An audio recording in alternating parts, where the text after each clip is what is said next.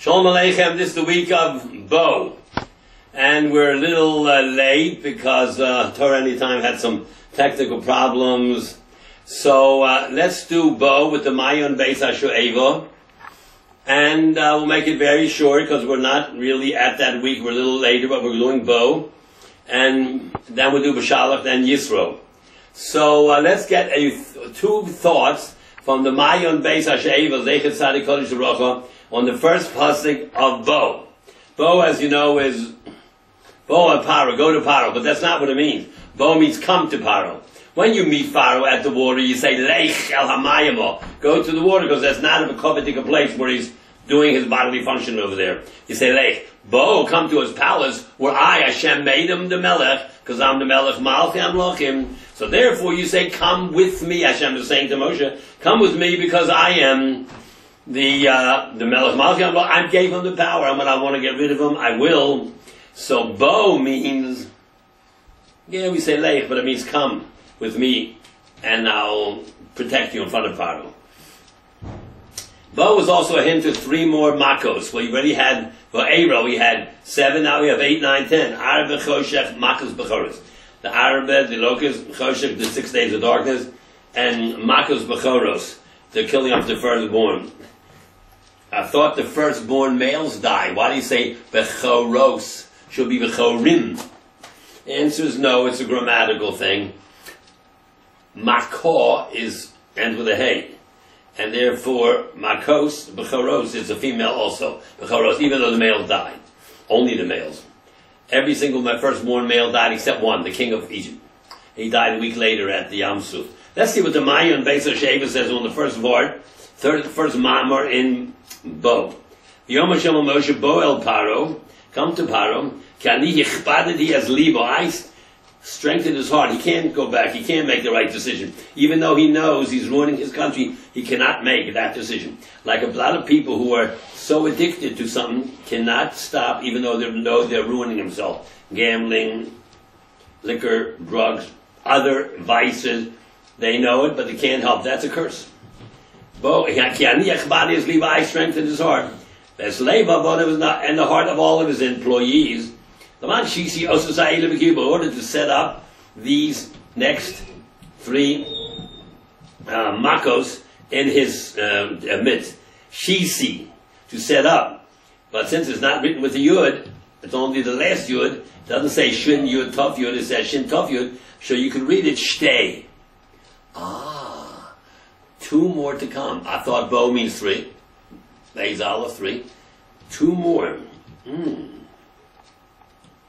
Then they say it's really more than 2. Ososai is, again, another one.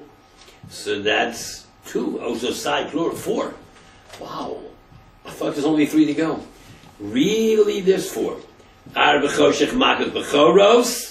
And now, a week after that, they're going to get the 4th Makah. They're going to be drowned in the Yam Suf. So you have Shisi, Shtei, and Ososai, plural, 2 and 2 is 4. Shtei is 2 and 2, and Ososai is 4. The 3 coming up, Arbe Choshech Makos Bechoros, and number 4 on the Egyptians, but not in the town, out at the Yam Suf. That is Kriyas Yam Suf. Says the Mayon Beis HaShoeva. Rashi says, come to Paro and warn him. Warn him. We're talking about warning a man. Moshe knows Paro will not listen to him. God already making this hard. It's hard. So how can you warn him? How? And Hashem told Moshe, it's a foregone conclusion, he cannot give in, so why do you warn him? Why do you have a warning for a man who can't help himself? Moshe said in the beginning, so says the God of the Hebrews, Ad Mosai, until when? Will you refuse to humble yourself before me? Until when? You mean there'll be a time that you will? Rashi, la'anos be'ponai, to be humble yourself before me. Lios, oni, to be poor. V'shofel, and modest. Be'ponai, in front of me. Ashetikla, to me, question is even bigger now. The first question was, I strengthened his heart, so what do you have to warn him for? And number two is that Moshe, when will it be? That there will be an Anav and a Shofel. But how can you expect from God? How can God punish a Pharaoh when he has no choice in the matter? You talking? How is it fair? Shakadosh Baruch Hu Toveya Miparo will demand of Paro that he should be an Ani and a Shofel when it's impossible that he can't do it, can't change Shum Dover. He already strengthened his heart. Ulai, yesh lo'hir. But before we give the answer, we have to say another thing. Ad Mosai means there will be a time. Until when? You mean there will be a time. Mashma shebemeshech hazman, there will be a time. Sooner or later, yovo yom, the day will come. Because God said until when, but it's going to be a time. Shechnir paras atzma l'kodesh baruch hu. Maro will humble himself to HaKadosh Baruch Hu.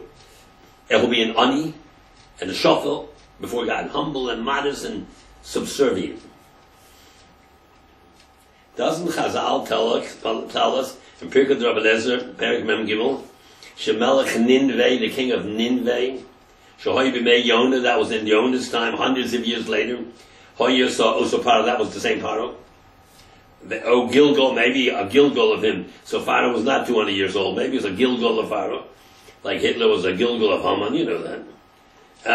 So also maybe it's a Gilgal, like Bilam was a Gilgal of Lavan, Bilam, Gilgal, Lavan, Bilam, same letters. Don't need the ayin. Bilam, Lavan, Mem and Nun can be switched.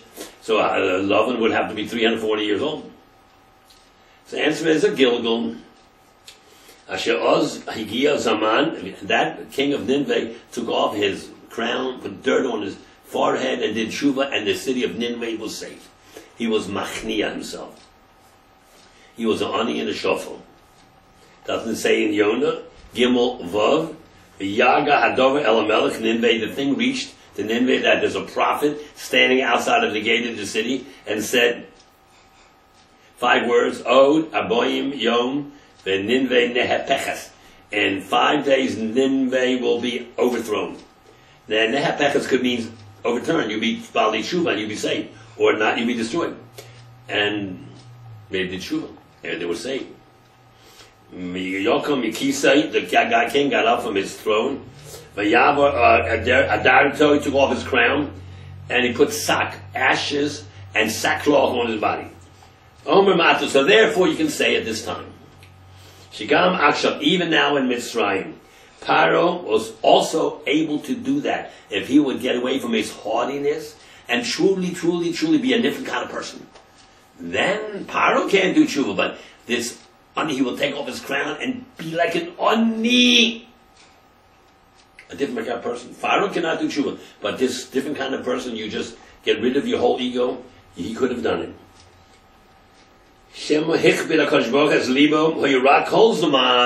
God hardened his heart, holds him on. He wrote to Lama Big Dulos, he wanted to stay as king of Egypt. The Yeshua Kitamachut would represent authority. Avol, the big butt. Avol,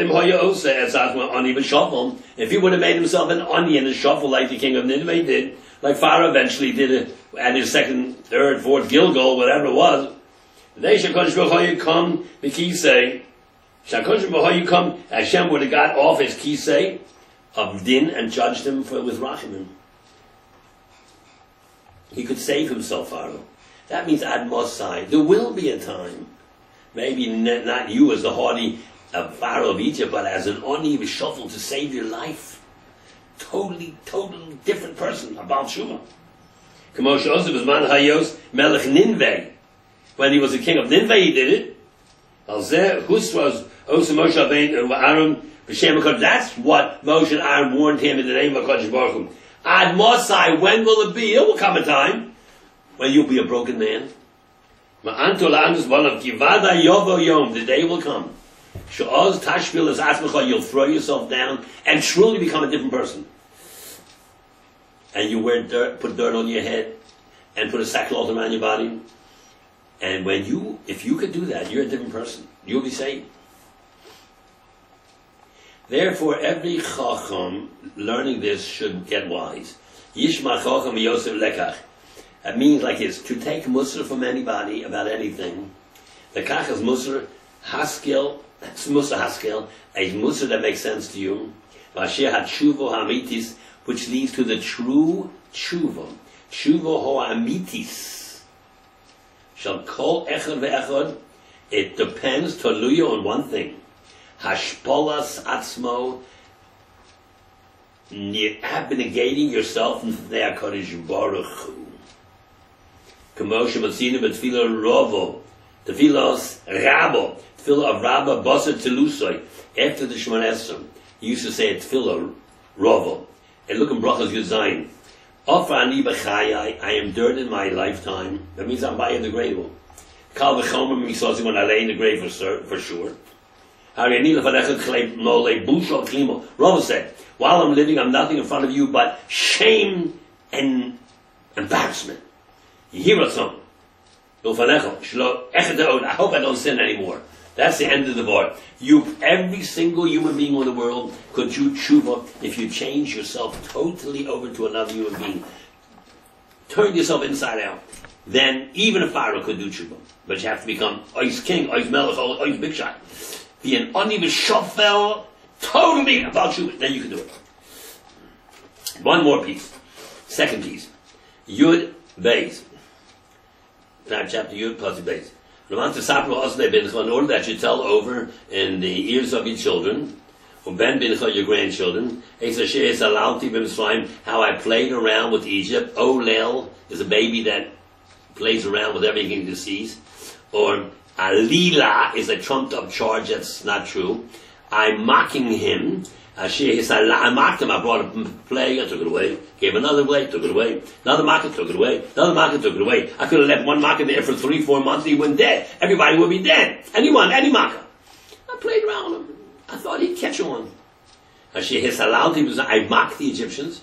There's a shir, samti, bum, and also say my wonders that I placed amongst them. Now listen to this word. Listen how he mocked Pharaoh and how Pharaoh mocked Moshe. If he pshuto,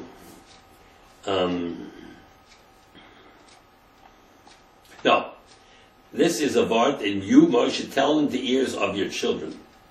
Why don't you say that all Jews should do this? The man to sab pru, ba'oznei binchem, u'melei binchem. Why are you talking to Moshe Rabbeinu? It means it's only going to Moshe's children. You have to clarify that. Why do you only direct this to Moshe Rabbeinu? He has to tell everybody this, right? So why don't you say in the lashon of Rabbi, Kloli, tell them. Every single person to relate to his children the story of Pesach. It's called Haggadah. The Haggadah we say at Seder night. Is there some special Malo that Moshe has to tell his children? Is there anything special about that? Yes. Because Moshe Rabbeinu's children were the only Jews on earth that didn't go out of Mitzrayim. They were with Yisrael in Saudi Arabia called Midian.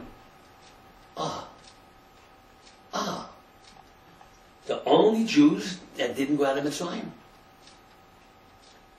Tell your children something they didn't see. These other people saw it. It's not a tradition. They saw it. Tell your children everything that happened because they weren't there.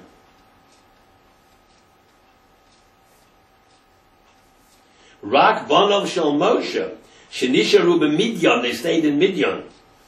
Because of the ace of Aaron. Aaron said, where are you taking your wife and your kids to Mitzrayim? We have enough people suffering.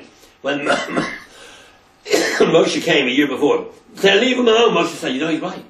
Sent his wife home, gave her a get, because if I don't show up, I don't want you to be in Aguna. Gave her a get on condition. If I show up, then the get, conditional get is buckled. But if not, you can get married again, and you don't be Aguna. And they went back, the wife and the kids. Zipporah and the 2 sons.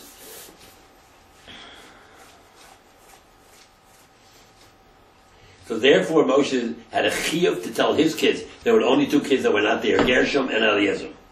And Eliezer. Another thing I want to tell you, the Mayan said, the mitzvah of Sipur, tell in detail to a wise son. To a Tam, you say, V'omaratem, tell them generally, Haggadah, just the Rosh Parokim. But a son, the Matisip, would tell him in detail, a sofer counts the misvar, the number. So a Chacham, and Moshe's kids were Chacham because he was a genius, Moshe. So therefore, the Matisaper was Nevincha. He would tell him in detail if he's a Chacham. But if he's a Tam, I got it to Nevincha. Tell him plain. A Tam, a simple person. You could have a PhD, but you're still a Tam. You're simple. You don't understand the depth of Torah. So an average person in the world is a Tam. You tell them generally, don't get too detailed. No, they can't handle it. And they can't handle that there, for instance, there's 62 different mitzvahs with Korban Pesach. That's too much to handle. So the seaport is in detail. And Moshe Rabbeinu knew the Kol HaTorah Kula in Torah Sheba'al Peh. Torah Shebiksav was given at Sinai, condensed into Teres HaDibros. Teres HaDibros, what you read in Yisro, there is 10 Dibros. And there was all the Chamisha Chumsha Torah. And everything that's going to be in Tanakh after the 5 books of Moshe, in Tanakh. But what about the Mishnah and Gemara, the Pilpul? That was Moshe had no chiyuv to tell over the whys and the wheres and how it happens and how it comes, this halacha, that halacha, and why it couldn't be like this and why it has to be like that. The Pilpul, the Shaklevataya, he's not going to say that. Moshe gave it over because of Chesed. B'koach HaPilpul, Moshe had that. He gave it over as a favor. The Harchi with the Hagdil Hasibur, to broaden the scope of Torah learning. K'moshe roim b'Haggadah shel Pesach, shehatanoim mefalpelin. They say how many and they these were there 10 in Mitzrayim, but 200 in the Yamsuf, 250 in the Yamsuf, 500 in the Yamsuf. They mefalpel and they dig out more and more. That's already Lomdus and Pilpul. That Moshe gave that over to Klal Yisrael through his children. That's Moshe's gift. That could be not only you tell the Torah to your kids, but I mean the whole Pilpul gave over to his family, and they spread it all around. The Roshan, Mosif, and they add to it. Look at Nagada, how many details they learn from every letter and every extra word. So it says in the Dorim Lameches, Rabbi Yosef ben Chanino, Lo nitno haTorah el Moshe Rabbeinu. The Moshe Lazar. Torah was only given to Moshe and his sons. That means the oral law. The basic law was given to everybody. But lo nitno ela leMoshe Lazaro. Moshe nohag bo tovas ayin. Moshe was very gracious. But not what Yisrael gave to Yisrael. Umasi Gemara. The Gemara ends up over there. Elo pilpule ba'alma. That's general pilpul.